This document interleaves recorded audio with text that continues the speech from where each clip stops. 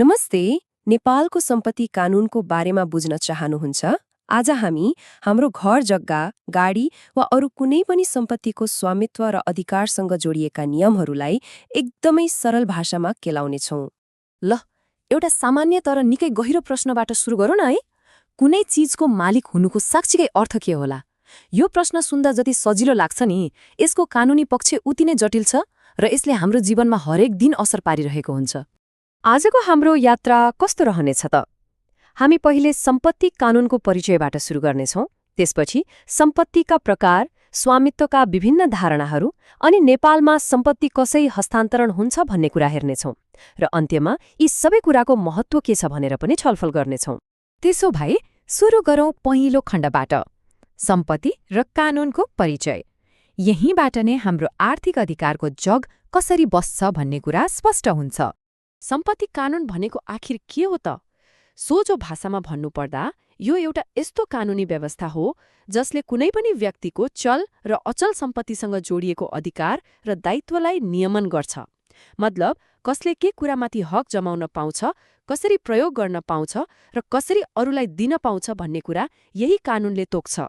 सम्पत्ति कानूनले खासमा 5वटा मुख्य कुराहरूलाई हेर्छ। पहिलो त भयो स्वामित्व, अर्थात् कानूनी रूपमा मालिक हुनु। दोस्रो हो कब्जा, यानि त्यसलाई आफ्नो नियन्त्रणमा राख्नु।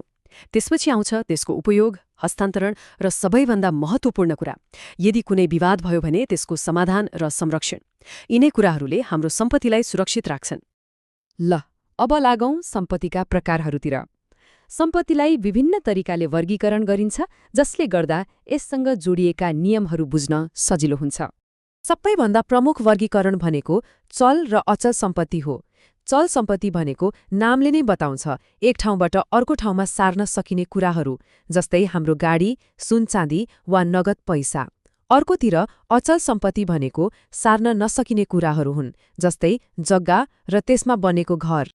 त्यस्तै अर्को एकदमै महत्त्वपूर्ण वर्गीकरण छ भौतिक र अभौतिक सम्पत्ति। भौतिक भनेको छुन र देख्न सकिने, जस्तै घर वा गाडी।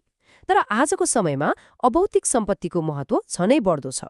यो भनेको किताबको कपिराइट, कुनै कम्पनीको ट्रेडमार्क वा नयाँ आविष्कारको पेटेन्ट जस्ता अधिकारहरू हुन्। यिनीहरूको भौतिक रूप त हुँदैन, तर मूल्य भने अमछङ हुन्छ। सम्पत्ति कस्तो हुन्छ भनेर त बुझियो, तर अब प्रश्न आउँछ त्यसको मालिक को हो र कसरी हो? अब स्वामित्वका विभिन्न अवधारणाहरू हेरौँ, किनभने सम्पत्तिको अधिकार सधैँ एउटै किसिमको मात्र हुँदैन। यहाँ हेर्नुहोस् त, स्वामित्वका केही प्रमुख प्रकारहरू छन्। एकल स्वामित्व त सिधा भयो, एकजना मात्र मालिक। संयुक्त स्वामित्व भनेको 2 वा बढी व्यक्ति मिलेर मालिक हुनु, जस्तै श्रीमान श्रीमतीको नाममा घर जग्गा। निहित स्वामित्व अलि फरक छ, यो भनेको भविष्यमा पाइने पक्का अधिकार हो। र घटनात्मक स्वामित्व भनेको कुनै घटना भएपछि मात्रै पाइने अधिकार हो, जस्तै तिमीले यो परीक्षा पास गर्यो भने यो बाइक तिम्रो भने जस्तै हो। ल, अब एउटा धेरै नै व्यावहारिक पक्षतिर जाउँ। नेपालमा सम्पत्ति कानूनी रूपमा एक व्यक्तिबाट अर्को व्यक्तिमा कसरी जान्छ? यसका केही निश्चित नियमहरू र प्रक्रियाहरू छन्। नेपालमा सम्पत्ति सम्बन्धी लगभग सबै प्रक्रियालाई एउटै मुख्य कानूनले व्यवस्थापन गर्छ, र त्यो हो मुलुकी देवानी संहिता 2074। यही नै हाम्रो सम्पत्ति कानूनको मेरुदण्ड हो, जसले किनबेचदेखि अंशबण्डासम्मका सबै नियमहरूलाई स्पष्ट पारेको छ। यो संहिताले सम्पत्ति हस्तान्तरणका केही मुख्य तरिकाहरू तोकेको छ। सबैभन्दा सामान्य तरिका हो बिक्री। त्यस्तै सट्टापट्टामा एउटा सम्पत्ति अर्कोसँग साटिन्छ। दान, वसियत र उत्तराधिकार पनि महत्त्वपूर्ण माध्यमहरू हुन्। तर एउटा कुरा के याद राख्नुपर्छ भने यी सबै प्रक्रियालाई कानूनी मान्यता दिनका लागि औपचारिक कागजात र सरकारी दर्ता अनिवार्य नै हुन्छ। यति धेरै नियम र कानूनको कुरा गरियो, तर आखिरमा यो सबै किन यति महत्त्वपूर्ण छ त? अब यसको बृहत्तर चित्र हेरौँ। सम्पत्तिको अधिकारबारे केही रोचक दार्शनिक सिद्धान्तहरू छन्। प्राकृतिक कानून सिद्धान्तले भन्छ, जसले पहिला कुनै चीज भिट्टायो वा प्रयोग गर्यो, सम्पत्ति उसैको भयो। श्रम सिद्धान्त अनुसार जसले आफ्नो मेहनतले केही सृजना गर्छ, त्यो चीजमाथि उसैको हक लाग्छ। र राज्य सिद्धान्तले चाहिँ के भन्छ भने सम्पत्तिको अधिकार व्यक्तिले पाउने होइन, राज्यले कानून बनाएर दिने हो। नेपालको कानूनमा यी तीनवटै सिद्धान्तको झलक पाइन्छ।